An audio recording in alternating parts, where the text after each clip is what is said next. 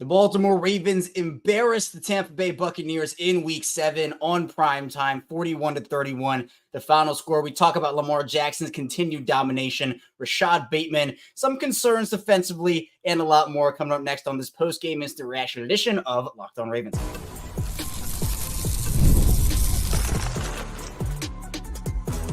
You are Locked On Ravens, your daily Baltimore Ravens podcast. Part of the Locked On Podcast Network, your team every day. Welcome into another edition of Locked On Ravens, your daily Baltimore Ravens podcast. I'm your host, Kevin Ostreicher of Ravens Wire, here with you on the Locked On Podcast Network, your team every day. Thank you so much for being here tonight, making Locked On Ravens your first listen each and every night or day here on the show. We're available for you all podcasting platforms. That includes in video form on YouTube, where you can like and subscribe to notifications on. Also in audio form, where you can follow along. It's the same show, both audio and video, so you're not missing out on any content, whether you do decide to watch or listen to the show. Today's post-game edition of Locked On Ravens is brought to you by Gametime. And you can download the Gametime app, create an account, use code LOCKEDONNFL for $20 off of your first purchase. Whew, man, I'm excited for this one. I'm excited. The Ravens, they beat the Buccaneers 41-31. I'm moving a million miles a minute again. And look, when the Ravens are this good, obviously a lot of the other places want to interview you right after the game. Did a couple of hits for the network, for Locked On, and did some shorts early. So man, we're just moving and bustling and hustling, and that's what the Ravens did to Tampa Bay. I know it was a little bit of a tough finish. That 10-point game really doesn't tell the whole story. I mean, look, I'm usually not this guy. Like, I saw how that game ended defensively, and it's not anything to write home about. Like, there are plenty of concerns defensively. Like, let's keep it real here. But I'm just so blown away by what we saw from Lamar Jackson that I'm just kind of like, okay, let's highlight that. And then, of course, we will talk about the concerns defensively, because Ed Reed, and we'll talk about this on tomorrow's show too, Ed Reed got real about this Ravens team and the defense in particular. So let's start with Lamar Jackson. I mean, look, I'm having a fun time with this. So let's talk about that, and then we will talk about the defensive mishaps, because there is concern level there. I'm not trying to sugarcoat that. But let's appreciate the man who 100%, in my opinion and in my eyes, should be MV3. Say it with me, MV3, MV3. It should be Lamar Jackson. Still a long season to go, but through the first 7 weeks of the season, it is Lamar Jackson, and he just put his domination on display. Man, we got a Jackson 5 going on here. Jackson 5. And it's good. It's always fun to tweet out the meme. There's someone who made a picture of, obviously, Lamar Jackson's face on each of the Jackson 5s. So, hey, man, that's exactly what I love. And look at this. Look at these MV3 chants going on in the chat right now. This is what I love to see. And to me, I don't know. Look, tomorrow I'm sure we'll get a little bit more, on Tuesday about just what those odds look like. But Lamar dominated in this game, really from start to finish. Rough start for the offense, goes down 10-0, obviously. But he was on point, spreading the ball around to receivers, and we'll talk about some of those receivers as well. But I was so impressed. I mean, this is the best Lamar Jackson. I want to say this. This is the best Lamar Jackson that we have ever seen. Point blank, period. We've seen a lot of great Lamar Jacksons. We've seen a lot of great versions and iterations of Lamar Jackson. But this game, and the other games too that we've seen of him this season, we have seen better decisions from Lamar, spreading the football around, escaping, the touch on the footballs, everything that he has done. But there have been some moments of struggle for him. He is playing complete football right now. He is eviscerating teams, and he is making use of every single player on that offensive roster. Every single one that gets in there, there's a shot the ball goes to them. We're far past the days. If you're an everydayer on Locked On Ravens, you know this, and you've heard me say this before. We are past the days of shut this thing up and Mark Andrews is going to be there somewhere. We are in the days of everybody eats and everybody has a shot. And it's not like Lamar was neglecting or ignoring that. But to me, we're seeing a guy, again, 281 yards, 5 touchdowns. Here's a stat for you. Ready for this one? Lamar Jackson in this game, 5 touchdowns, 5 incompletions. 5 touchdowns compared to 5 incompletions. That's GOAT level stuff. That's GOAT level stuff. And I saw tweets about it right before the game ended, Lamar winning his third MVP. If that's what ends up happening, obviously, again, still a long way to go, but he's the front runner, so we're going to talk about it that way. If that's the way it goes, that's monumental and substantial. That's like first ballot Hall of Famer type stuff, even without a Super Bowl. Again, Super Bowl would catapult him into top 10, top 15 conversations all time. But man, he's playing the best football I've ever seen him play. And it is such a step up. Not that Lamar was like playing badly in his first 6 years, right? Like, please don't take that the wrong way. But this is such a step up from what we've seen just from a consistency perspective, where some years we were saying, all right, well, the deep ball accuracy isn't there, or the decision-making isn't there, or some of this isn't there. But this is the maturation process of a quarterback. Every quarterback goes through this, but sometimes it just takes this gradual progression. In fact, all the time it takes a gradual progression. And I'm so impressed with Lamar. It was dotting guys up. Rashad Bateman, again, perfect couple games for Rashad Bateman. I'll probably tweet out that stat sometime. I don't know when, probably sometime tomorrow or this morning when we come up on Tuesday morning. 4 catches for 121 yards for Rashad Bateman on 4 targets, had that 59-yard strike from Lamar. I'm so happy for Rashad Bateman, man. Faced a lot of criticism. He's faced a lot of flack from a lot of people for the start to his career, but he is healthy. He is thriving. And that to me is what I love. That's what I love about this team right now on the offensive side of the ball is Lamar Jackson is putting these guys in positions to thrive and his ability to extend plays. And we're seeing this. Guys are working back to him. Guys are getting open in their spots. And it's not only Lamar now, like we're seeing receivers juking out guys, right? We're seeing receivers going and just making guys look silly. Rashad Bateman on one of those the throw that he ended up taking, man, he ended up juking out 2 guys on that play and running the other way. And just guys were slipping and sliding on there. And then you also have Mark Andrews, 4 receptions, 41 yards, and 2 touchdowns in this game. Mark is officially back. Again, I had said earlier when he was kind of going through his struggles that, I mean, I'm not betting against Mark Andrews here. We acknowledge it was a tough start to the year, all that stuff. But I'm betting on the talent of Mark Andrews to bounce back. And that's exactly what happened. And I'm so excited for Mark that he's able to get back to this. It was never a talent issue. I know a lot of people were saying, oh, he's slowing down or this is the end for Mark Andrews. But man, look at where we are now. Look at where we are now. He's making timely plays. It's not the Mark Andrews role that we've seen, right? That's not what it is. But at the end of the day, he's doing his thing out there. Derrick Henry usage, 4 carries in the first half. People were kind of wondering, man, what the heck's going on here? Where's Lamar? They're handing the ball off Derrick Henry. Where's that Lamar to Henry connection? Well, certainly he came alive in the second half. 15 carries in this game for 169 yards, had the big 81-yard run that was so close to going for a touchdown. But Derrick looks awesome. Again, it's like we see Derrick Henry, and I'm becoming like numb to the greatness almost, right? It's like I'm becoming numb to the greatness, and it's just like, man, okay, another 169 for Derrick Henry. Okay, all right, yeah, kind of fine. But it's everybody doing their part, everybody doing their thing, and that's what you have to love about this offense. 11.3 yards per carry for Derrick Henry. Lamar, that also takes the burden away from him on the ground, right? You can use his legs more strategically if you're Todd Monken because his arm is just absolutely bodying people right now. His arm is the main problem here, where I know a lot of people, although he can't do this, he can't throw, he can't pass, he's a runner. That stuff was all old and nonsensical to begin with. But this is turning into such a dangerous, they like to call it the pick your poison offense. That's exactly what this is. Exactly what it is. Lamar Jackson goes down to Tampa. He thrives again. And he just said right now, Lamar, quote, "I'm chasing something right now. All these games mean something, man." Lamar is on an absolute mission right now. He's on a mission. He's on a mission. So I'm excited about this, man. This is a win that despite the way it ended, it's kind of different from Dallas because the way that ended was like, oh, they were so close to winning. And Tampa was certainly close to coming back in this game.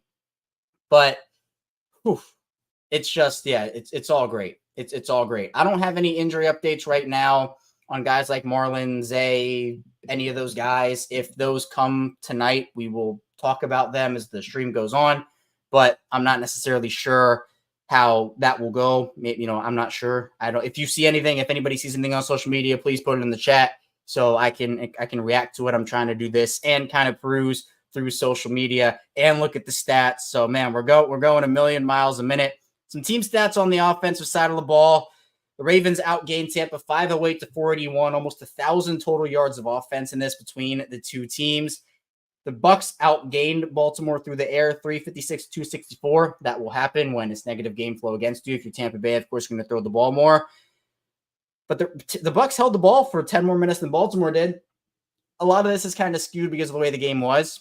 But man, I'm really happy with the offensive performance. Baltimore goes 3 of 8 on third down, which is like below 50%. You wish that was a little better. 1-on-1 on fourth down. I tweeted it out. I got flack for it. The message wasn't what it was interpreted as. Them going for it on fourth down was so disrespectful from John Harbaugh, up 17 in the third quarter. But at the end of the day, like, they needed it, and that's the foot on the gas, man. Like, that's what we want to see. Like, I loved that. It was disrespectful, but I loved it. Like, I loved that from John Harbaugh, because we hear Lamar Jackson say foot on the gas. We hear all the players say foot on the gas. We are saying foot on the gas. And what happens? You're up 17 in the third quarter, fourth down, fourth and goal. And you go, all right, we're going for this thing, and we're making it our game. And again, defense kind of played a role in making it not their game in the final box score. But coming up in the second part of the show, I think it's the segment a lot of people have been waiting for. We will talk about the defensive side of the ball, because there are certainly concerns, and we are not going to shy away from them. So be sure to stay tuned. We have a lot to get to here on this instant reaction edition of Locked On Ravens. Stay tuned. Do not go anywhere. First, this show is brought to you by FanDuel. Hey, NFL fans, you can start the season with a big return on FanDuel, America's #1 sportsbook. Starting to get a hunch in the middle of the game, you can check out the latest stats, view that play-by-play, and so much more on the same page where you place your bets. You're started with $200 in bonus bets guaranteed when you place your first $5 bet. So for this Ravens and Bucs game on FanDuel, if you had the Derrick Henry anytime touchdown gone on the board with the receiving touchdown late, hey, maybe you had Mark two plus touchdowns on FanDuel, you could have done that one as well and made a lot of money over there. So just visit FanDuel.com. That's FanDuel.com. And this show is brought to you by LinkedIn. When you're hiring for your small business, you want to find quality professionals that are right for the role. That's why you have to check out LinkedIn Jobs. LinkedIn Jobs has a tool so you can find the right professionals for your team faster and for free. For me, I've had a ton of great experiences over on there, finding jobs, networking, connecting. LinkedIn is great. And LinkedIn isn't just a job board. LinkedIn helps you hire professionals you can't find anywhere else, even those who aren't actively searching for a new job. Might be open to the perfect role. In a given month, over 70% of LinkedIn users don't visit other leading job sites. So if you're not looking on LinkedIn, you're looking in the wrong place. On LinkedIn, 86% of small businesses get a qualified candidate within 24 hours. Hire professionals like professional on LinkedIn. Post your job for free at LinkedIn.com/LockedOnNFL. That's LinkedIn.com/LockedOnNFL to post your job for free. Terms and conditions apply.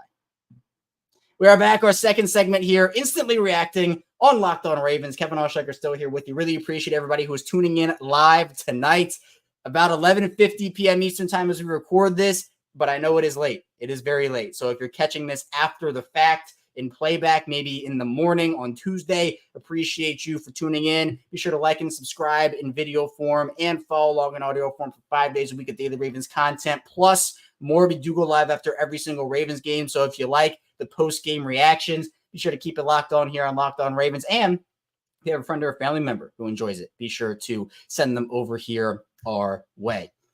All right, defense, everybody. Defense. Everybody's been talking. I see defense. Everybody's talking about it in the chat right now. It's a concern point. I get it. It is. Now, the thing I want to say off the top is that, they gave up, I think. Well, maybe give up is the wrong word. They let the foot off the gas. Ed Reed said it, and we'll talk about this tomorrow morning. So be sure to stay tuned for a 6 a.m. episode tomorrow on Tuesday morning here. Ed Reed said this team gave up.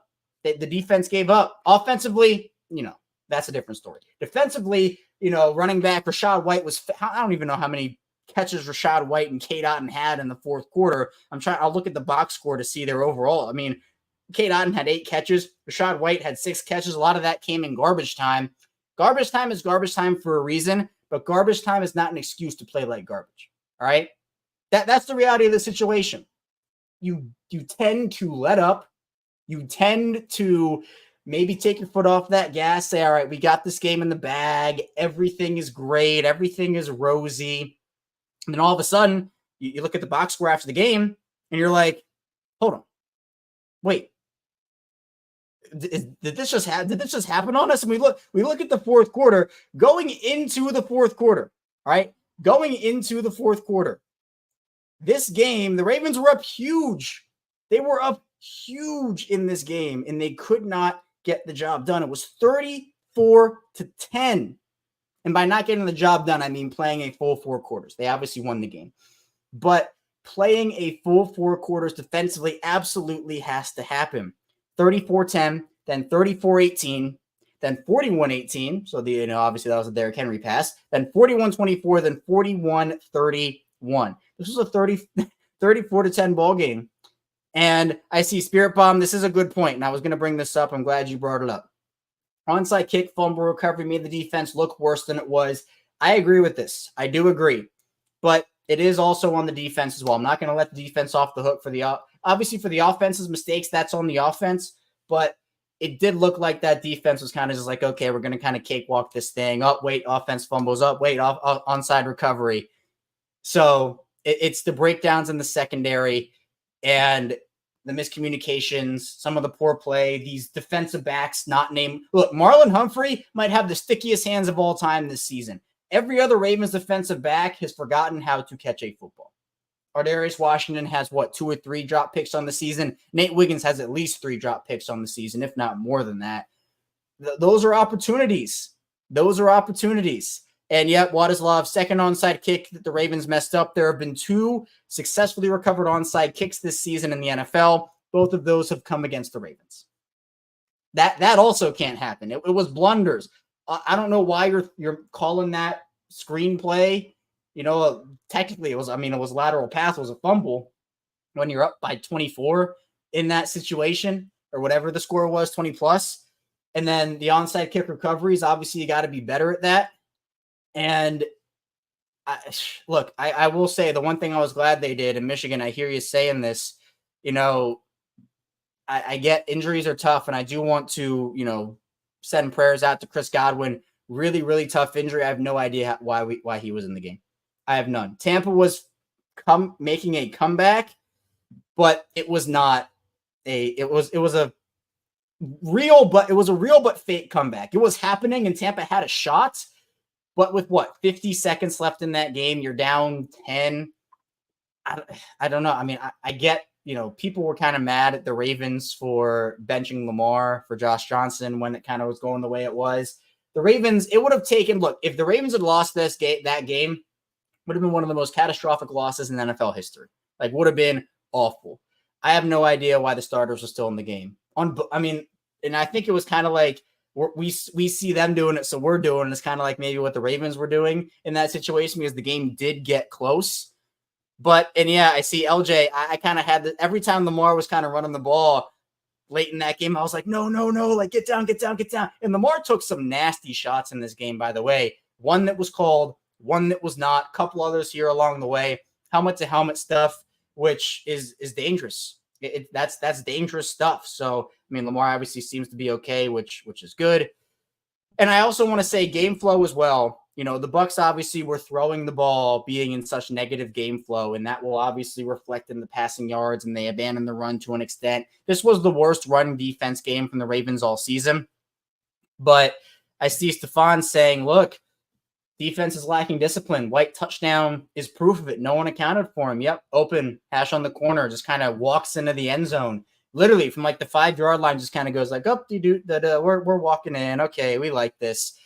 So, yeah, it was tough. And Joe, also, I see him mentioning the Zay Flowers. That was a dangerous play. I have no idea how he came back in the game. Kind of a weird. And again, I'm trying to look. I don't see anything on Marlon Humphrey right now. Yeah, I don't see anything. Mark Andrews has the touchdown franchise record for the Ravens. He goes, but I'm not satisfied. I'm not sure. Yeah, I don't see anything. But hopefully everything's all good with Marlon. I think if there is a crazy victory IG live on a plane ride home, maybe we can assume Marlon's okay. But he was questionable with that knee injury, was ruled out later in the game. They can't afford to lose Marlon with the way the secondary is playing right now, right? They can't afford to lose him. He's their best DB by far. I mean, look, Kyle, I think, has recovered very nicely, and he's playing good football right now. But here's what happened in this game. All right, Tampa had all the control. 7-0. Tampa throws that second touchdown. Baker throws that second touchdown that would have made it 14-0. Then there's the penalty that drives him back. The Ravens were able to get off the field and just force the field goal. So 10-0. And then the Ravens scores 10-7. And then the Bucs drive down the field on this Ravens defense again. And Baker, for I have no idea the reason, ends up throwing an interception after having all the time in the world to throw right into the arms of Marlon Humphrey. And that changed the game. Baker was scared after that moment. Baker was on it. He was dialed in. But in the NFL, there are moments that can build you up or tear you down.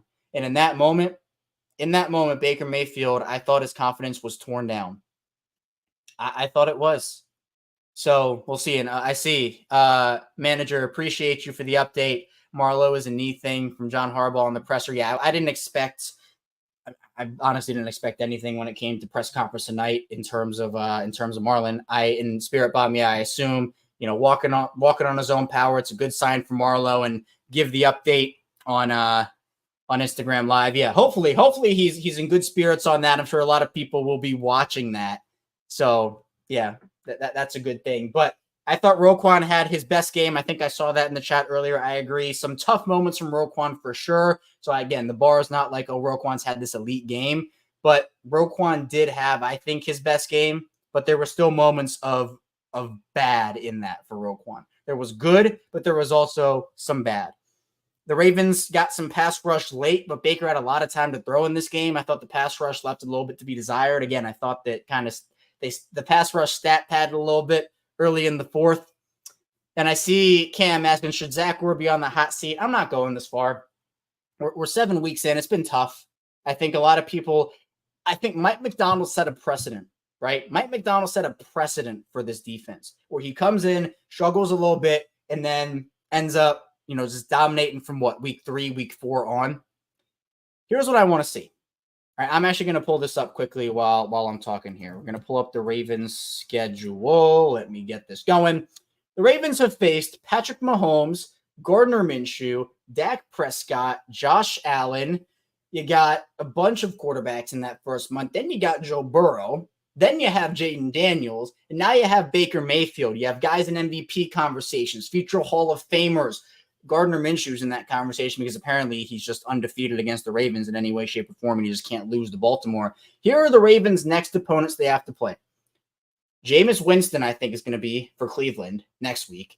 Bo Nix, Joe Burrow again, and then Russell Wilson / Justin Fields.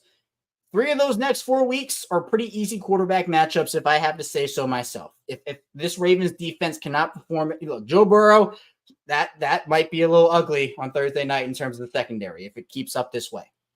But against Cleveland, against Denver, and against Pittsburgh, I want to see something. I want to see domination from that defense. If not, then I think we have an even bigger concern on our hands. So that's the thing. And here, Lord, 100%. Our upcoming schedule looks a bit easier coming up here. That might give us a chance to figure things out. We're just over a third of a month into the season. Right? Or third of the month, just a third into the season. I think I was trying to say month and a half and a third of the season combined. That's came out as both things at the same time. So we are a third of the way, a little bit over into the season, a little over a month and a half into the season. They have time to figure it out, but they have to because they can get away with this stuff defensively in the regular season, especially because Lamar is playing superhero ball right now. But in the playoffs, your mistakes and miscommunications and everything are 10 times more magnified. 10 times more magnified. So that's what it is. And John, thank you for the number. 106.5 million on defense has to be much better. Man, they're paying over 100 million for defense. It does have to be better. It does. I mean, we can look at the box score stats quickly before we move on. But again, it's like, okay, where was the pass rush overall? The Ravens in this game had, I think, 2 sacks, if I'm not mistaken. No, 3, 3 sacks. Darius Washington, Adafe Owe, and Calvin Noy. But again, that was late in the game, right? Again, Roquan had 18 tackles in this game. Kyle Hamilton had 11. But, you'd love to see more from guys like a Brandon Stevens in this game. I thought Brandon Stevens had a bit of a tough one in this game. You'd love to see more from Nnamdi Madubuike. He's kind of he's a stickler for those personal foul penalties, roughing the passers. That's tough. Travis Jones had his worst game of the season. He's been awesome, but had his worst game of the year. So defensively, again, I thought that they struggled early, they found their stride, and they struggled late. They have to be able to put together a full 60 minutes of football. That is the most important part here. But coming up in the final part of the show, still lots to dive into. We'll get more into the chat. Again, I appreciate everybody who is tuning in. Now it is Tuesday morning as we dive into the final part of the show. So stay tuned. We have a lot to get to on this instant reaction live edition of Locked On Ravens, coming off of another Ravens victory. First, this show is brought to you by Gametime. And hey, NBA season's coming up. Nuggets opening game. First game of the year is on Thursday. For those who don't know, I'm a big Denver Nuggets guy. And there's nothing like the hype and the atmosphere of watching basketball live. You got celebrity sightings, the sounds from the court, and feel from the crowd. And I remember, obviously being located in Maryland, going down to D.C., watching the Nuggets play when they showed up to D.C. every single season for a Wizards game. And I'm going to try to do that again in the future. But Gametime has a new feature called Gametime Picks. It makes getting tickets to your favorite teams play live even easier. And look, Gametime has tickets for all events. So it's not just sports. You got concerts, shows, comedy, whatever you want. Gametime has it. And again, if you want a game, Ravens are coming back home facing the Browns in week 8. So if you want to be able to go to that game, Gametime is the place to find all the deals. You got super deals and other tiers of deals as well. And the app has so many great features, including Gametime Picks. You got seat views, you got lowest price guarantee, Gametime ticket coverage, and so much more. Take the guesswork out of buying tickets with Gametime Picks. Down the Gametime app, create an account, use code LOCKEDONNFL for $20 off your first purchase. Terms apply. Again, create an account, redeem code LOCKEDONNFL, spell LOCKEDONNFL for $20 off. And actually, wait, the Ravens are going to Cleveland. I misspoke on that. So to Cleveland, be sure to get the game tickets for Cleveland on Gametime. Again, download Gametime today. What time is it? Gametime. We're back. Our final segment of Locked On Ravens. Kevin Oestreicher still here with you on this midweek edition of the show. Technically, look, Tuesday, we're almost to midweek, right? Really good Ravens win. It's Taco Tuesday right now, 12:04 a.m. Appreciate everybody who is sticking it out with me here on this late night / early morning edition of Locked On Ravens. For the everydayers out there who listen every single day, watch every single day, really appreciate your support. If you're new to the channel, welcome in. Hopefully you stay a while. If you're somewhere in the middle, welcome back in to the show. We're going to be back here just in a couple hours, 6 a.m. Eastern time. I'm going to be recording a show right after I finish up this one. So we have a lot to dive into. And actually, man, my computer's about to go. I got to grab my charger right here so that we do not end the stream prematurely, because we still have a lot of Ravens football to talk about. There we go. We are plugged in, ready to go. I see just a bit outside. Thank you for the update on Chris Godwin. Dislocated his ankle, out indefinitely, and Infernus saying if it's just a dislocation, came out pretty lucky, man. It looked brutal, and again, major prayers up to Chris Godwin, man. Just super unfortunate situation. Still have no idea why he was in on there. And yeah, we're not pulling a Zach Ballard. We're making sure we have the charge just a bit outside. We're making sure of it. I think, to me, one of the things that I'm looking at in this game, because there's no way we cannot mention this, because it was just such.